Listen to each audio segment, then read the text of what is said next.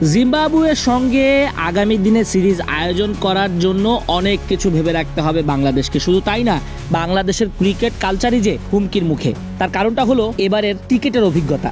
Ticket ছাপানোর টাকাটাও উঠবে না বিসিবির, এমনটাই এখন বড় আলোচনা। বাংলাদেশের টেস্ট ক্রিকেটের দর্শক এমনিতেই কম, প্রতিপক্ষ এবং ভেন্যুর উপর নির্ভর করে দর্শক সমাগম।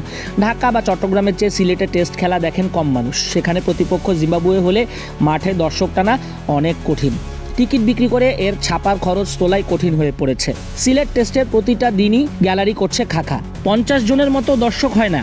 মধ্যাহ্ন বিরতির আগ পর্যন্ত সেই সংখ্যায় বেড়ে দাঁড়ায় 300। টিকিট বিক্রির বুথ ও ব্যাংকে খোঁজ নিয়ে জানা যায় গত 2 দিনে 671টি টিকিট বিক্রি হয়েছে, যার আর্থিক মূল্য 61,400 টাকা। সিলেট আন্তর্জাতিক ক্রিকেট স্টেডিয়ামের দর্শক ধারণ ক্ষমতা প্রায় 18,000। দিনের হিসাবে 7,100 টিকিট ছাপা হয়েছে। এই টিকিট বিক্রির দায়িত্ব পেয়েছে মধুমতি ব্যাংক।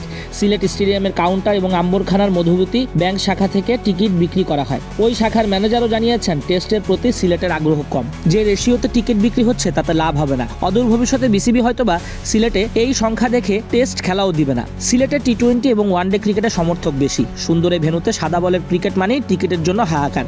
বিদেশি দলের সঙ্গে ম্যাচ হলে স্টেডিয়াম দর্শকে পূর্ণ থাকে। টেস্টেও কোনো বড় দলের সঙ্গে খেলা থাকলে কয়েক হাজার দর্শক হতো বলে জানিয়েছিলেন সংগঠকরা। সিলেট টেস্টের 5 দিনের জন্য 35,500 টিকিট ছাপা হয়েছে। এই টিকিট ছাপতেই মোটা অঙ্কের টাকা খরচ হয়েছে বিসিবির। মধুমতি ব্যাংকেও টিকিট বিক্রির আয়ের ভাগ দিতে হবে। সিলেট টেস্টের টিকিট বিক্রির আয় থেকে ব্যয় মেটানো সম্ভব হবে না বলে মনে করেন বিসিবি কর্তারা। বোর্ডের টিকিটিং সমন্বয়করা জানিয়েছেন সিলেট টেস্টে 5 দিন খেলা হলে 3 থেকে 3.5 লাখ টাকার টিকিট বিক্রি হতে পারে।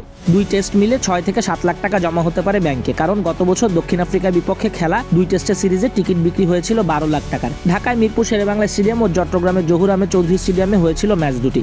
সুতরাং জিম্বাবুয়ে সিরিজ মানেই লসের বোঝা ভারী। বাংলাদেশ ক্রিকেট বোর্ডেরও মন খারাপ, কারণ ব্যাংক থেকে টাকা যাচ্ছে কিন্তু টাকা ঢুকছে না, সুদে আসলে উঠে আসছে না।